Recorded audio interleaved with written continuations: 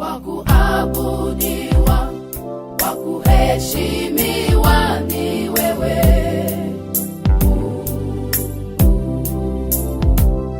Wakupewa sifa na utukufu ni wewe. Umenibariki Yesu kwa mkono wako, kweli umenibariki Kwa mkono wako, kweli umenibariki Baba. kwa mkono wako, kweli umenibariki. Nasema asante kwa Mungu wangu. Nasema asante kwa wema wako, kwa maana fadhili zako zadumu milele na milele. Amin. Nasema asante, nasema Asante asante Mungu wangu, nasema asante wema wako, kwa wema wako, kwa maana fadhili zako zadumu zadumu milele na milele. milele na milele. Amina. Father, we thank you this morning. We give you glory because you are God and you are not a man. We believe in you, we trust in you. We know that you are our help, we know that you are our strength. As we go into this teaching this morning, Father, release your spirit. Let the spirit of understanding come. Make us to be blessed. In the name of Jesus Christ. In Jesus' mighty name, we have prayed. Amen. Please welcome your neighbor and be seated. God bless you. Do not mind what is happening this morning. Devil cannot take our voice. Amen. And those, I know God is ready to bless you. No matter what the devil has done, we undo it in Jesus' name. Amen. Praise the Lord. We started our teaching last Sunday, and we were speaking on the new covenant of giving. The new covenant giving. The new covenant giving. That's what we started, and we read from Philippians chapter 4. We're still going to be reading it again. We're still going to be reading it again by the grace of God, trusting God this morning for grace. And I know grace is coming on us in Jesus' name. Amen. Praise the Lord. Ephesians chapter 4, verse 14, clearly stated that we should not be tossed here and there. We should be standing firm and not be tossed. And that was the reason why pastors were giving, the apostles were giving. That was the reason why they were giving. Praise God. So we must get the right knowledge about giving, so that our giving can be profitable, so that our giving can bring reward, so that our giving can bring blessing. Glory be to God. Now let's read from where we read last Sunday again. That text we read in Ephesians. Are you there? Quickly rush to Ephesians. Let's read those texts again that we read last Sunday. Philippians chapter 4, from verse 15 to 19. Are you there? Philippians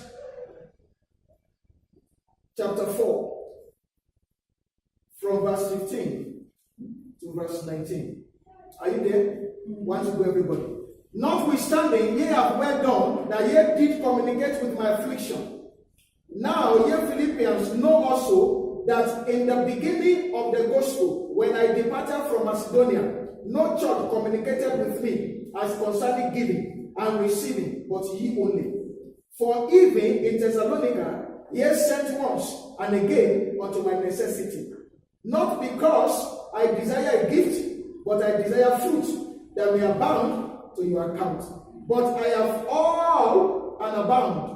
I am full, having received of Epaphroditus the things which were sent from you, an odor of a sweet smell, a sacrifice acceptable, well pleasing to God.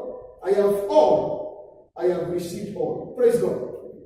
And look at verse number 19. For my God shall supply all your need according to his riches in glory by Christ Jesus. Now, if you read this scripture in other not in King James Version, there's so many things that will come out of it. Let me read from Basic Bible English. Let's see some things that have been said. Follow me. Let me read from that. Verse 14. But you did well to have cared for me in my need. I didn't ask you, but you did well. That's a voluntary. And you acknowledge, Philippians, that when the good news first came to you, when I went away from Macedonia, no church took part with me in the business of giving to the saints, but you only. Is that clear to you? Amen. Because even in Thessalonica, you sent once and again to me in my need. Verse 17, not that I am looking for an offering, but for fruit which may be put into your credit. That means everything you do when it comes to giving abounds to your credit. Look at verse 18. I have all things and more than enough.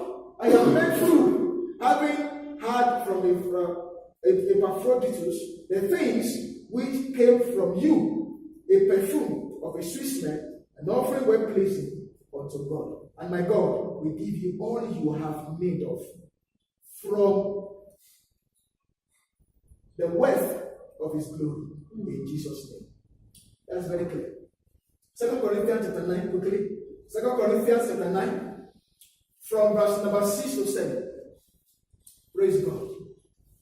So many people are not in church this morning. The Lord has forgiven them if they have decided not to come. And if they have something they are doing, we release grace upon them in Jesus' name. Can I hear your amen? Amen. Are you in 2 Corinthians chapter 9, verse 6 to 7? Let's read together. But this I say, he which sweats sparingly shall reap also sparingly, and he which sweats bountifully shall reap also bountifully. Look at verse 7. Every man, according as he purposeth in his heart, so let him give, not grudgingly, or of necessity, for God loveth a cheerful giver. Praise God. And God is able, verse 8, to make all grace abound towards you, that you also, having all sufficiency in all things, may do what? May abound in what? In every, are you with me there? Yes. May abound in what? Every good work. To every good work. Hallelujah. And from the above, we have been able to establish some facts last Sunday, which I wouldn't want to go through again. In case you are not here last Sunday, all you need to do is to just pick the message and you can listen to it. But let me just say this as I begin this morning. The major requirements for giving, for you to give and for you to be profitable, is what we have just read. Anything outside this is not part of it. Anything outside this is not part of it. The major requirement for giving is what we have just read. We saw the Philippians church, they gave. We saw the Corinthian church, how they gave. How Paul taught them to give. This is a new covenant giving. When we talk about new covenant giving, we are talking about what is new that have been established. And remember last Sunday, we established that Christianity is a new way of life. It's not the old one. In the Old Testament, there were no Christians. Are you with me? If you are a Christian, then you can pattern your life after the order of Old Testament doctrines, because there were no Christians at that time. Are you with me now? Christianity means people who have the life of Christ. People who are following Christ. They were not. Are you with me? So that is why we have the old and we have the new. There was a way they gave in the old. We can't give the same way in the new. Because in the old, they were given a pattern of how to give. It was right for them. They were giving. They were giving. And in the New Testament, it is also right for us to give the way I'm teaching you, because we were told and we were taught to give this way. We were taught to give this way. Praise God. So Paul said, if you look at 2 Corinthians again, that's chapter 9 we read, verse 6 and 7. He said, not grudgingly. Don't give when you have to grudge. He said, not by force. Don't give when you are being forced to give. If you are told to give and you don't have it, please ignore it. Don't feel guilty about it. Don't feel like as if you have done bad thing because you couldn't give. You couldn't, you never had. Not that you deliberately. Are you with me now? You don't need to run away from church because you are told to give next Sunday. And you couldn't give. And you said, I'm not going to church that day. My younger brother attends a church where they give us food, they give every kind of food. So on the Sunday they were to give us food. He didn't go to church. He was telling me, bro, I didn't go to church. I said, why? He said, because I never had first fruit. I said, why? That is what the pastor comes. They make people to run away from church. Maybe that was his day of blessing that God has ordained for him. But because of his pastor's grudge for money, he missed it. I pray he's my brother, my blood brother. I pray God will restore him in Jesus' name. So I told him, I said, please next time just go and close your eyes when they are taking first offering so that you don't see it. And when they finish, open your eyes. And they get blessing in the service. It's very simple. Praise God. So not grudgingly, not by force, as you propose in your heart. Not as somebody proposed for you. As you propose in your heart. Then number 4, cheerfully. Now if you look at those 4 points, it simply means, number 1, you must give as you are led by the Holy Spirit that is in you. Not as anybody taught you or told you to give. Number 2, it means you must give as you are led by your own spirit or your emotion. That means you have to give as you are led by your own spirit or by your emotion. I guess you don't feel emotion that this person is not doing well, and you feel like, oh, can I help him? And you have the capacity. Go ahead and help him. You don't need angel to tell you to do that. You don't need anybody to tell you to do that. Are you with me? Like I had my birthday yesterday. Some of you never knew because I never announced it. And somebody just sent me a message and said, Pastor, I feel like blessing you. I said, yes, that's right. It's godly. If you felt like blessing me, come on, bless me. It's godly. Are you with me now? It was an emotion that he is a man of God. Let me just give something. And yes, he's going to be blessed for it. Are you with me? Number 3, that you can give based on the need. On the need. The Philippians church, they never gave Paul because Paul needed money. They gave Paul to partner with the ministry because they know ministry needs money. Some of you could just be led to pay the rent of the church because you know this ministry is young and it needs money. Some of you could just look and say, I want to change the equipment of this church and buy a new one. I just want to build this. I just want to do this because you have seen our need. And that is God. At times you don't need the Holy Spirit to speak to you. Need can tell you what to do. At times you don't need your emotion can tell you what to do. That's what we have discovered from those pages of the scripture. Note, this is very important. As long as the 4 criteria that I mentioned earlier on is in place, your giving will be acceptable and it will be rewarded. Amen. As long as it is not grudging, not by force, as long as it is as you are led, you are giving willingly, not by force, as you propose in your heart, and cheerfully. You know, some people they give and they like to say, if I'm not giving the money I gave in our church last Sunday, I would have been able to buy this thing. You won't get any reward. That is not cheerfully. That is grudgingly. Anything you are giving to your neighbor, to a needy, anything you are giving to support anybody, let him end there. The person never needed to reward you. Your reward cannot majorly be from that person. If you give to somebody who can give you back, you have not given. You did trade by barter. No reward. Giving the president money to do campaign is not a giving. Because you are expecting a portfolio from him if he wins the election.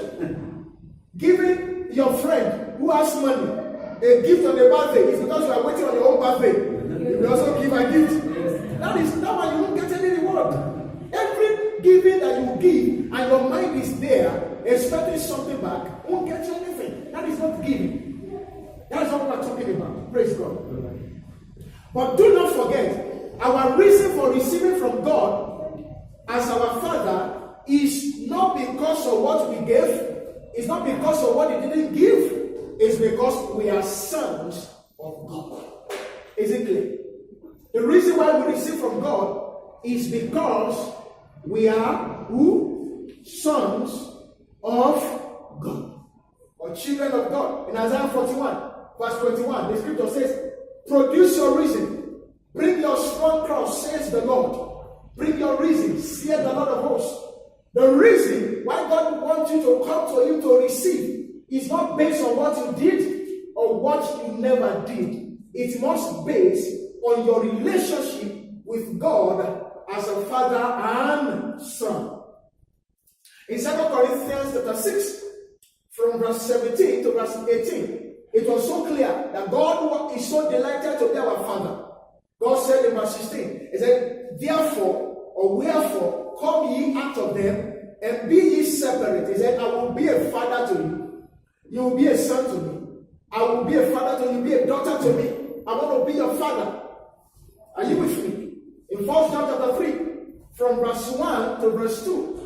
1 John chapter 3, from verse 1 to verse 2. John said, behold, what manner of love that the Father has bestowed or given unto us, that we may be called the sons of God. Then he said, now are we the sons of God. In verse 2. That is who we are. Jesus was teaching people about prayer in Matthew chapter 7. And he told them from verse 7 down to verse number 11, you can read it at all.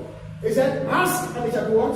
Given unto you. He said, seek and you shall find. He said, knock and it shall be opened unto you. He said, he that asks, receives.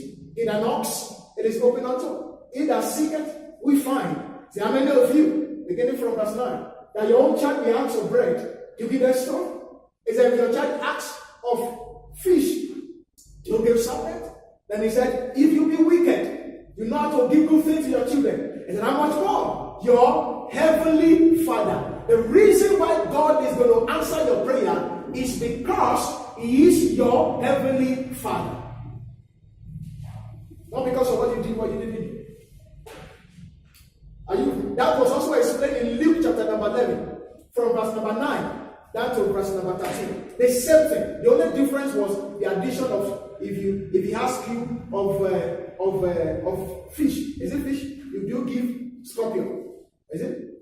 In Luke chapter 9, chapter 11, from verse 11, from verse 9. Luke 11 from 9 to 13. It's added another point there.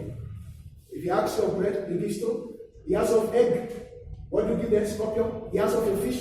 Do you give serpent? That was added. But in Matthew said it was only egg and bread. Is it true? Great. Or you can check it and you know that. In Isaiah chapter 49, I'm trying to buttress the point that your prayer will be answered, your request will be answered based on intimacy level with God. Not based on what you did, what you didn't. Are you with me now? Because that is what we have been painted. They have been painted to us.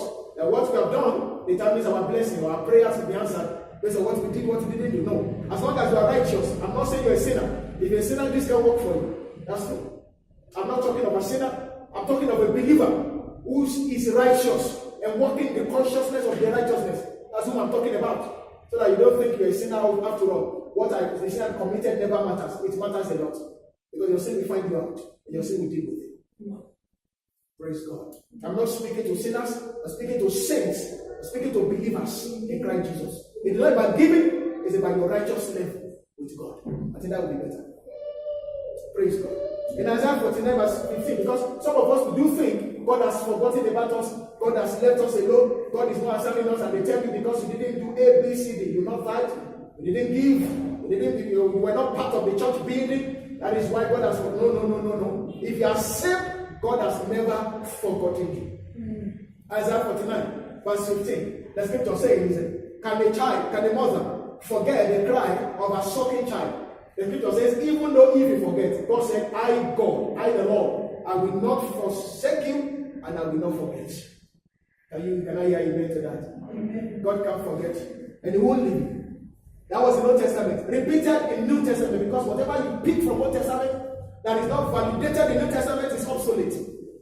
I say it again. Whatsoever you have read in the New Testament and you have not seen the New Testament, it is what? Obsolete. You can't follow it. Hebrews 13 verse 5, God trusts that let your conversation be without covetousness, for he has said, I will not leave you nor forsake you. That is our God. Amen. I said that is our God. Amen. I said that is our God. Amen. He is our Father. Amen. We relate with him as father and son. Amen. We relate with him as father and daughters. That is who we are. Say, I'm a child of God. I'm a son of God. Glory be to God. In the kingdom where we mean son, we mean human beings. So don't think son is man, it's not gender. There's no gender balance in the sonship of God. Everybody is a son. You remember John chapter 1, 11 and 12. John chapter 1, 11 and 12. To those who believe on him, he said he came to his own, but his own rejected him. But to those who believe on him, he gave them what? Power to become the sons of God. Either male or female. Sons of God. That means the spiritual child of God. It's not gender balance. We do gender here. Therefore, there's no gender balance. Is it clear? Alright. And then the buttress that and finally use another scripture to prove to you that if you're a believer, you are a child of God. And you have a child's right to receive from God as your father. Is it clear? Romans 8 verse 15. That is my best scripture I love so much. It says, since we have not received the spirit of fear, but we have received the spirit of adoption, that we may cry, Abba, Father.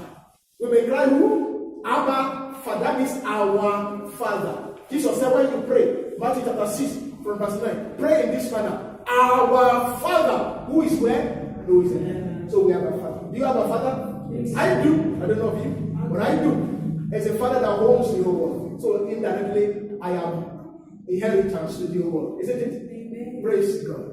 Amen. Note, this is very important. Any money that comes with percentage or levy or rules or benefits attached to it is not godly and is not part of the new covenant giving. That if you bring, so that you can bring, are you looking for a child? You need to bring 200,000 and you can have a child. That is not covenant giving. I can assure you will not get a child. If you get a child, you have gotten it from the witch doctor. I can assure you will never get a child. Because God don't send a child. He gives. Amen. God said, I think in Psalm 127 verse 1, Psalm 127, he said, blessed is he, verse 5. From verse 3 to verse 5. He said, the children are the heritage of the Lord, and children of the womb are his reward. He said, blessed is he, in verse 5, that his quiver is full of them. He blesses you with the children. He doesn't take any time. You don't pay money you don't sow seed of money to earn more money. If you want to do that, go to bank, invest it for 1 year, they will give you interest. God don't do that. God don't do that. That is not a covenant giving. Praise God. In 2 Corinthians chapter 9, from verse 6 to 7 we read, it was so clear. He said, if anybody will give, let him give as he purpose in his heart, not grudgingly, not by force. For God loves a cheerful giver. Clear. So if percentage is part of it, then it is not purpose. Can you propose a percentage? That your pastor told you a percentage and you take your purpose? No. You just agree with your pastor. Even you are not happy. That's why some people, you omit it, you come back, you do it, you run away for 2 months, you come back. Because it's not from your spirit. Those who have tithe in their spirit, they don't omit it. So why are you stressing yourself? Now, dictating to people amount to bring in the name of God is ungodly and is not covenant giving in the New Testament. That you want to give 20,000 right sum, you want to give 5,000 right sum. No. My own is to tell you, we need 100,000 as you are blessed. Give 20, 50, 100 is okay. I don't need to ask you to stand up because I'm intimidating you when I ask you to stand up. Some people, they are left, they can't stand up for 5,000 because people believe, I'm saying 5,000, wait. They expect you to stand for 20. So even though if you don't have 20, When they call 20, you have to stand up. Yeah, you never had it.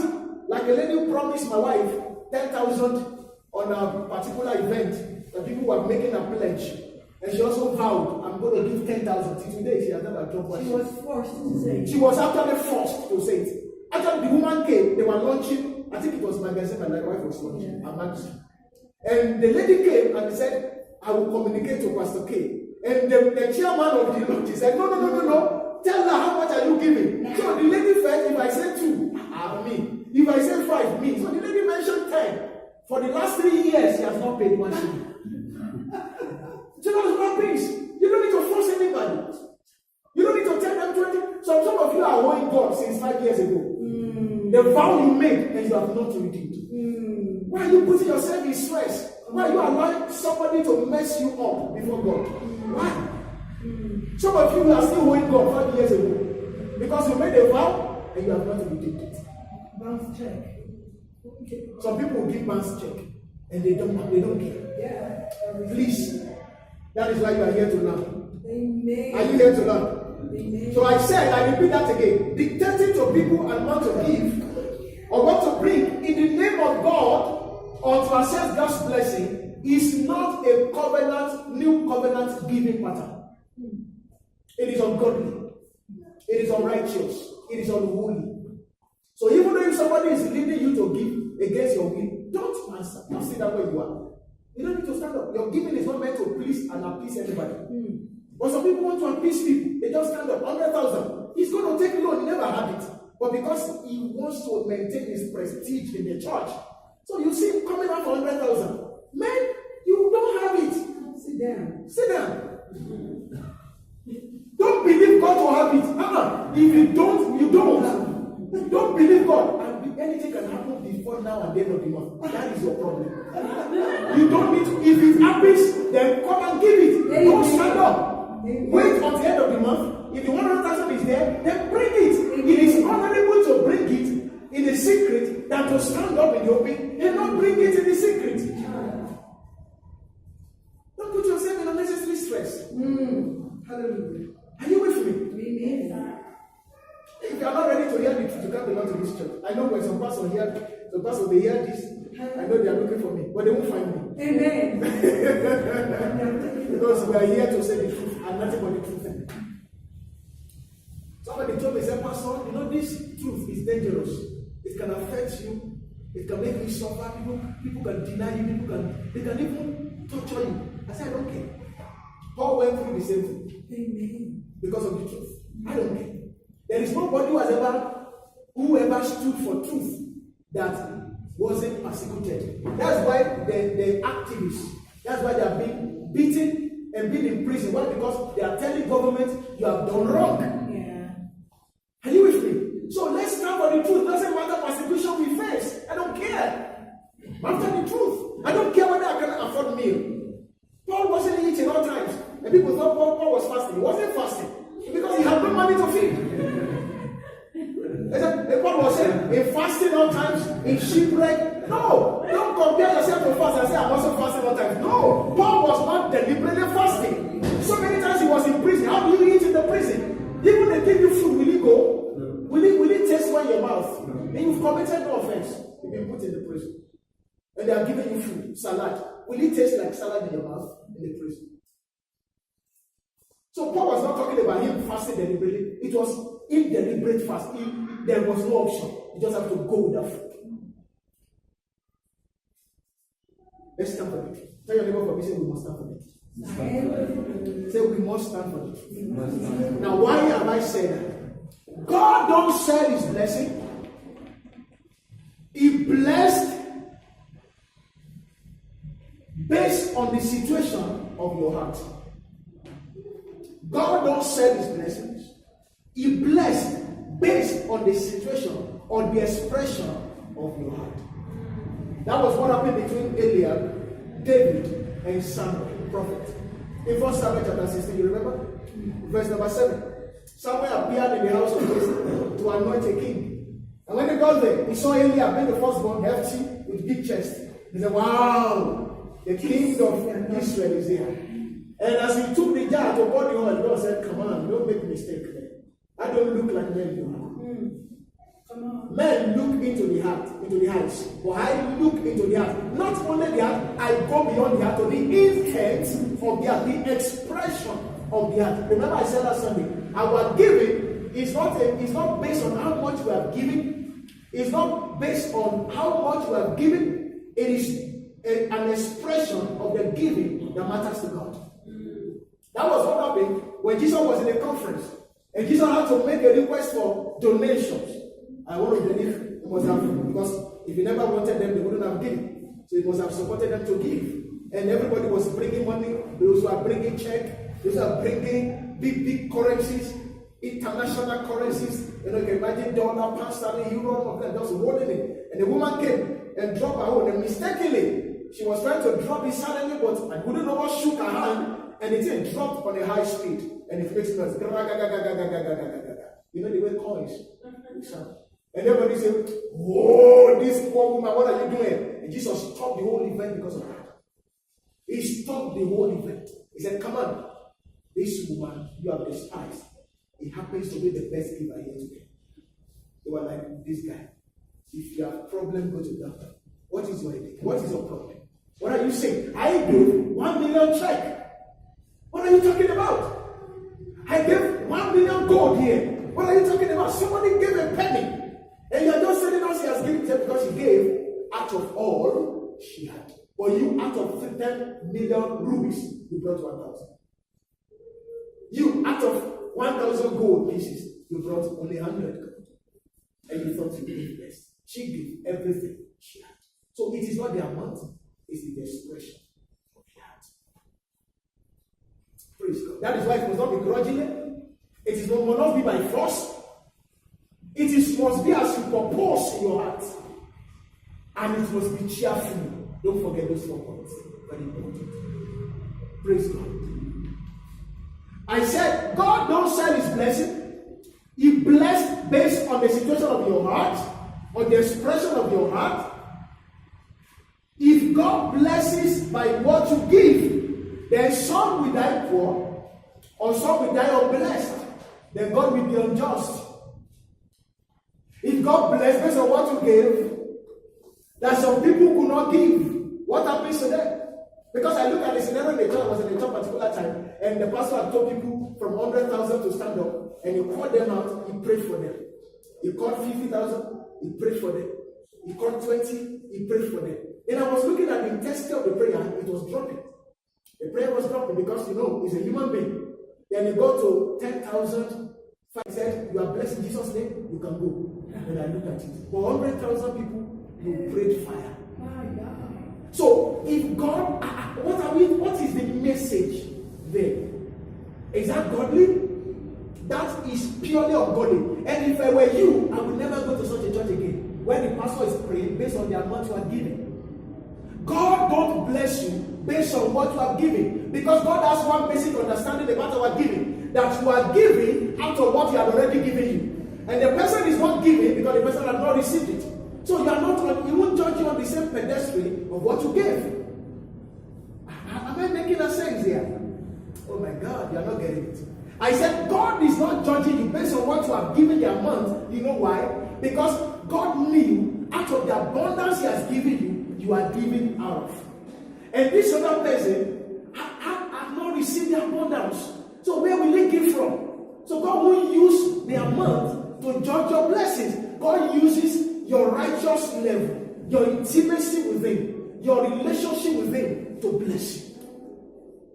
So it doesn't matter what you have brought to church. If you don't have intimacy with God, if you don't have a relationship with God, if your heart is not right with God, you are messing your finances. You're just wasting it. Or you are just giving it for the sake of helping the work of God. Maybe that's okay.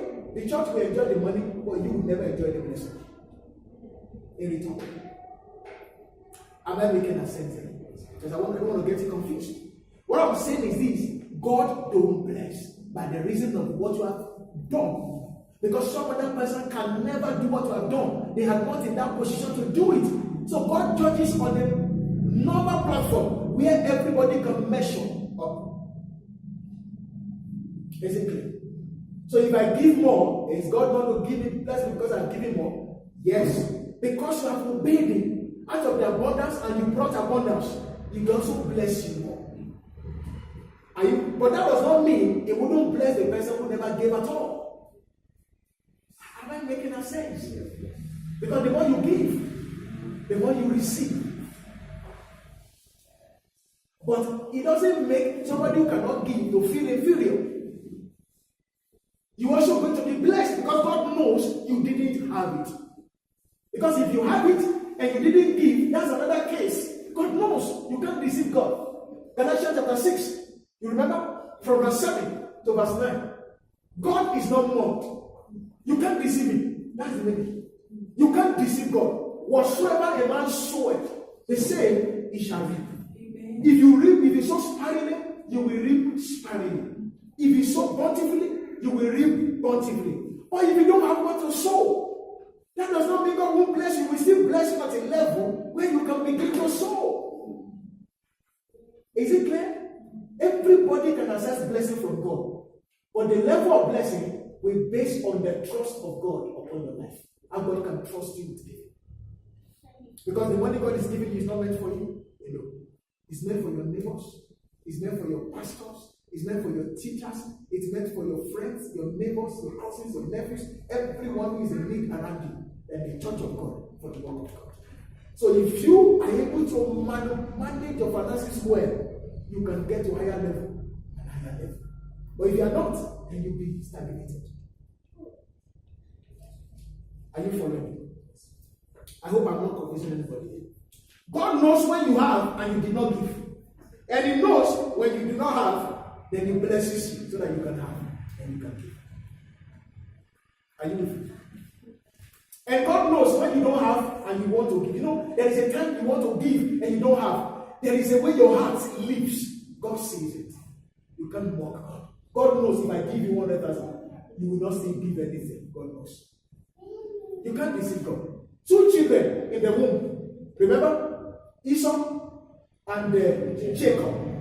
They were not born at all. They were not given birth to at all. They were still in the womb. And God said, one I love and the other one I hate. Somebody asked me a question. Why will God hate somebody? I said, because God is a God of beginning and the end. The Alpha and the Omega. God knew what Esau was going to do. God knew that I have met this guy honorably, but this guy is going to come against me. Didn't Jesus? They did not know who is going to kill him, who is going to betray him. He even told them, he said, there is one here who is going to betray me. So it's not that God hated somebody for just hating sake. God loves Esau, but hated the character that Esau was going to exhibit. That's what he meant. Is it clear? So God knows your heart. This one is saying, hey, you know, Pastor, if I have, I would have beat a church. God knows you're a liar. God knows if that money comes to you right now, you will disappear. In fact, nobody will know where you are again. You will disappear. God knows. God knows that if your pastor calls you, you block his number. God knows. You can't block him. He knows you in and out. He told Jeremiah in Jeremiah chapter 1 verse 5. He said, before you are formed in the womb, I knew you. So he said, God, you should bless me. You know I will use it. That's why you are not yet still blessed, because he knows you will mess it up. He knows you. That's what I said. Your blessing is based on your intimacy, your relationship, your walk with God, the expression of your heart before God. Amen. Is it making sense? In James chapter 1, verse 5, the scripture says, if anybody lack wisdom, let him do what? Let him ask. Don't stop there. He said, let him ask. And he said, God, who gives out liberally and upbraided not. He gives liberally. God gives, if he's a liberal giver, that means everybody can receive blessing from God because he's a liberal giver. If some pastors were to be God, some people will never get blessed because you don't have money. Some people will never be blessed because you don't have money. And in verse 17, it says, every perfect gift And every good thing comes from where? From the Father of light, in whom there is no variableness and no shadow of turning. That tells you that God does not discriminate when it comes to blessing. You could bring 1 shilling, you could bring $1, and somebody has brought $100. You will still receive the same blessing from God, because God knows your $100 was out of $1 million, and your own 1 shilling was out of 2 shillings. Why will God bless one who brought $100 from 1 million and bless you less who brought 1 out of 2? In fact, you should get more. The $1 out of $2 should get more if you were God. Is it making sense? So stop looking at how much somebody has given, how much somebody has not given. It's not about the amount. And when you have given less your size, God knows. God knows. Ananias came and Sapphira his wife, and they gave less. And God, by the Spirit of God, said, when you were selling, I was there. When you were negotiating, I was there. When you are doing the sharing with your wife inside the house, I was there. Why would you lie? So God knows when you can give 200 and you are giving 50. God knows. When you can give 1,000 and you are giving just 50 more. God knows. God knows. You can't deceive him. He knows your size. He knows your level. That means you are not in the spirit. You can't understand what God wants you to do part time. You are not a child of God. Because the last time I checked, those who are led by the Holy Spirit are the sons of God. Romans chapter 8 and verse 7 and verse 14. Praise God. I love that scripture in James chapter 1 verse 5. Let me read it in basic Bible English. You will love it. You can also read it in Amplify also explain it very well. But let me read the one I have here. But if any man among you is without wisdom, let him make his request to God, who gives freely. That means you're not going to pay for it.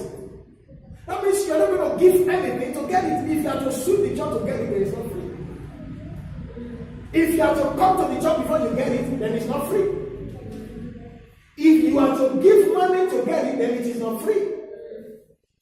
If you have to sing as a choirista to get it, then it is not free. If you have to go and win soul before you get it, then it is not free. Is it not good to win soul? There is a reward for it. It is not good to sing as a choirista. There is a reward for it. But when it comes to receiving from God, you have to come as a child and to the Father. He on his own blesses you for all those activities you have engaged yourself in. That was what I said last Sunday. You don't challenge him. Remember, I've been singing the choir. In fact, last 2 Sunday, God, I was the only one who led praise. I played keyboard, I led praise, I played set up together. Only me. And then you have not blessed me. That is why you are still not yet blessed. Because he's not blessing you based on that. He will bless you based on that as he proposed in his heart. And at a time that is pleasing to him. But there is a way you can receive that thing you are looking for when you come as a child to my Father. This is what I want. Leave what you did apart. There will come a time he's going to visit what you did and it will hand a blessing on you. There's going to come a time he's going to answer for you. It could be in form of protection. It could be in form of promotion. It could be in any form. You can't dictate how he's going to bless you with what you have done. If you dictate, that means you did it on purpose because of what you wanted. And if you're a true child, you don't do anything to your father to receive because you know your father will automatically give whatever you require. Is it making sense? Yes, sir. Glory be to God. That is why we said tithe and first fruit are not necessary. This is where some people will get crazy now when they hear me. That tithe and first fruit are not necessary. They are not new covenant giving. Sowing of seed is not meant to be announced. It should be personal to you. If it is announced, it is not new covenant giving. Because in the new covenant giving, it must be as you propose in your heart, not with grudges. Are you with me? It must be with cheerful heart. not murmuring. When I say not necessary, I mean it is not required.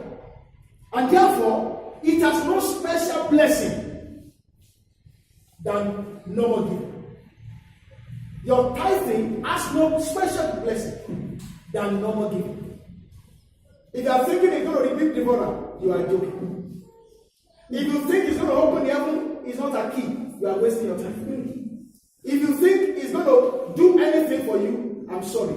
I was on Facebook one day and somebody posted something. What tithing will do in your life? And I look at the number. I didn't go through one by one because it gets me crazy. But I said, this thing looks, let me see how many numbers. I saw 54 points. Those are lies upon lies. Tithing will do nothing than your normal offering. Tithing will do what? Nothing than what your normal offering will do. And I'll prove it to you if I have time. Alright. It is also a thing of the old covenant. Not only because it's not a new covenant, it's not going to give you blessing more than what other giving can do. It is also added that it is an old covenant believer's lifestyle of giving. In the new covenant believer, in our own giving style, it's not necessary. It is not what? Necessary. But, so you can't give it for miracle. Like you're giving tithe for miracle, or first fruit to have abundance. First fruit cannot bring abundance to you. The best thing you can get is more fruits. Like cashew, like mango, like avocado. Because you are selling fruit. Praise God. It's not for miracle. It's not for what? It's not for anything. But if I give it, am I committing a sin? No. You are not committing a sin. It will be useful for the work of God. It will be useful for whoever has taken it. But for you, I'm sorry. You get normal blessing like a giver. Is it clear? Now, let's look at this carefully. Let's look at tithing. I have had men of God defending tithing. And to me, it is not hard enough. It is not what? Hard enough. Defending tithing as a way to support the work of God, to me, it makes sense. Defending tithing as a way of making resources available in the house of God, to me, it makes sense. But defending tithing as a requirement of God for blessing doesn't make sense. And it is not scriptural. New covenant scriptural. I'm not saying Old Testament. Because Malachi is there, they will always read Malachi for you. I'm not talking about Malachi. I'm talking about if you're a Christian and the lifestyle of a believer that we have as a Christian, the new life that we see as a Christian, we don't require tithing for anything. We don't require first fruit for anything. We don't require seed for anything. It is not for special blessing. It's not enough. It is not what? And it's against the gospel of Christ. It is what? Against the gospel. Collecting first fruit, collecting tithe, and collecting seed, and also is against the gospel of Christ. Because the gospel of Christ is two-way centered. Number one, it came for liberty. And number two, it came for spirit-led. Those are the two major cardinal points in the gospel of Christ that have brought freedom. You remember Galatians chapter 4, from verse number 3 to verse number 6. Come on, let's read it together. Get into Galatians chapter 4, everyone. Let's see. Galatians chapter 4. Quickly, we need to run faster because I must finish this teaching today. Otherwise, you may get lost. You have to cut it. I don't want to cut it. So let's move faster. Are you flowing with me? Am I making sense? Am I knocking something out of you already? Am I helping you to remove the guilty conscience you've been nursing for a while? I'm helping you. That's why you must tell people to come to this church. Praise God. Are you in Galatians chapter 4? Yes. From verse 3, everybody louder. The loudest you can want to go. I'm listening. Even so. When we were children, we were in bondage. Under the elements of the world. But when the fullness of time came, God sent forth his Son. Made of a woman. made under the law, made under the law, to redeem them to deliver us that were under the law, that were under the law, that we might receive the that we might receive sons. the adoption of sons. Now you won't understand the adoption of sons. I'll give you another scripture to make you understand. Now go to verse 1. What has verse 1 said? Look at verse 1. Verse 1. Now I say that the hair as oh, sorry, go to chapter 5, verse 1. I want to go address that in chapter 5, verse 1. Look at it. We're talking about the gospel of Christ. Chapter 5, verse 1. Want to go? stand fast therefore Stand fast in the liberty in the liberty wherewith Christ wherewith hath made us Christ has made us free. and be not entangled And be not entangle yourself with the yoke of burden again.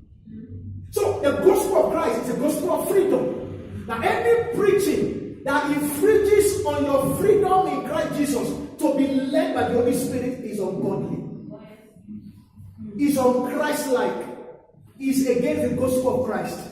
Any gospel that doesn't allow you to be led by the Holy Spirit is against the gospel of Christ. Because the liberty is the liberty of the Spirit. Oh my goodness, you guys are not following me. You guys are not following me. The liberty is the liberty of where? Of the Spirit. Let me prove it further. Romans chapter 8 verse 14. The scripture said those who are led by the Holy Spirit are the sons of God. The liberty is the liberty of the Holy Spirit. Every time you are not led by the Holy Spirit, you have left the liberty of Christ. Oh my goodness. Alright, look at it. Verse 18, Galatians chapter 5. Are you in verse 18? Yes. If we be led by the Holy Spirit, we are not where? We are no more under the law. What removes you from the law that Jesus came to fulfill in Galatians chapter 4, from verse 3 to 6? He came to redeem us that were under the law. What has He given us to redeem us? He gave us His own Spirit. 2 Corinthians chapter 5 verse 5. And God has given us the earnest of His own Spirit. Amen. Are you with me? Amen. John chapter 5 verse 26. As the Father hath life, so has He given Son to also have life in Him. And when you go to 1 John chapter 5 verse 12, the scripture says that if you're a son of God, then you have life. Oh my God. Are you there with me? Yes. Are you following me? Amen. Are you following me? Come and check it in 1 John chapter 5 verse 12. If you are there quickly, we need to move fast and fast. Are you in 1 John chapter 5 verse 12? Want to go? Let's read together. Want to go? So that I will not be just reciting everything. Think this man is in line. Is he saying the truth? 1 John 5 12. He that possesseth the Son Yeah. has life. He that did what? That has the Son. Do you have the Son? Do you have the Son of God in you? Amen. Then you have life. Amen. That life is the liberty of the Spirit. Amen. Can I prove it further? Get into 2 Corinthians 3 verse 17. Let me prove it further. The last one I'm going to prove. And then move on because of time.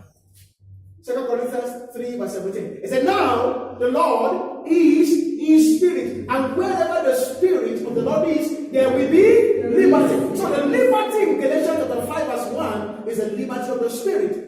Every message that infringes on the liberty of Christ in your life, telling you what to do without just advising you to do it, telling you must do it, then it's against the gospel of Christ. If it's an advice, it's okay. I could advise you to bring 1 million.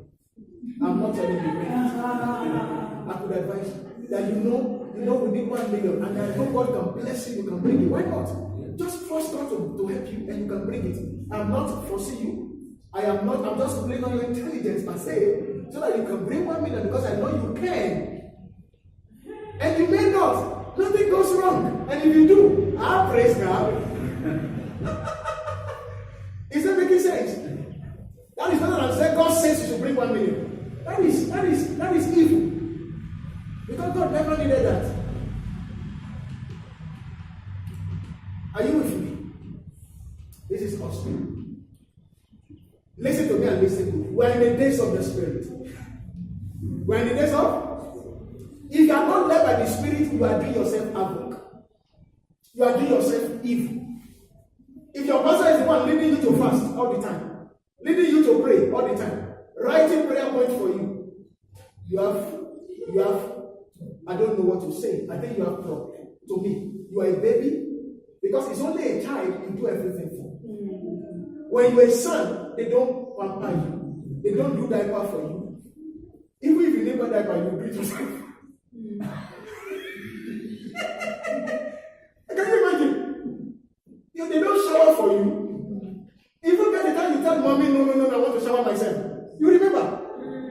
But now you have been in faith for the last 10 years.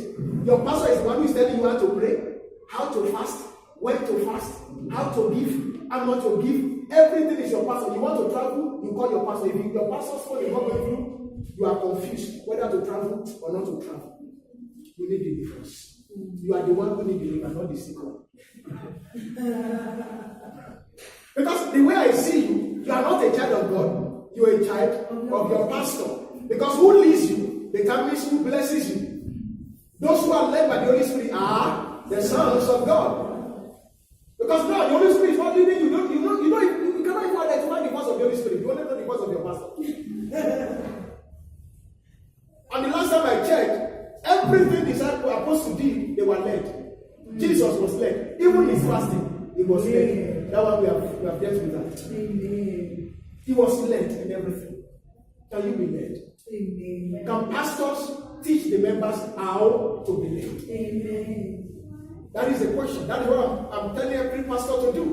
That is our work. We are not to lead you. We are not to lord over you. We are to release you to Christ. We are to lead you to Christ. Amen. We are to show you the Holy Ghost.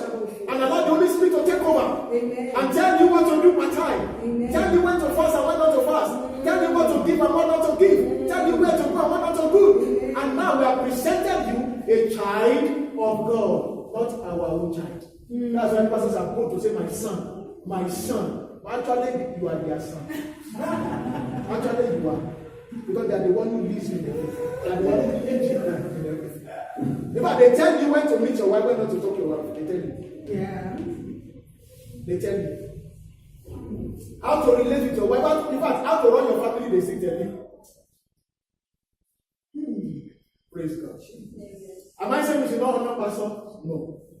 Am I saying we should not respect pastors? No. But I'm just telling you, don't let anybody lord over your faith. Don't let anybody lord over your life. Let Holy Spirit be the Lord of your life. Amen. That is my point. Is it clear? Honor us as a pastor, respect us as a pastor is worthy. We are men of honor, okay? We are men of honor, we are men of dignity, especially those of us that are teaching the truth. Paul said, Timothy, anyone who teaches the truth deserves how many honor? Double honor. So people like us should be given double honor. Amen. Praise God. Now here is the truth.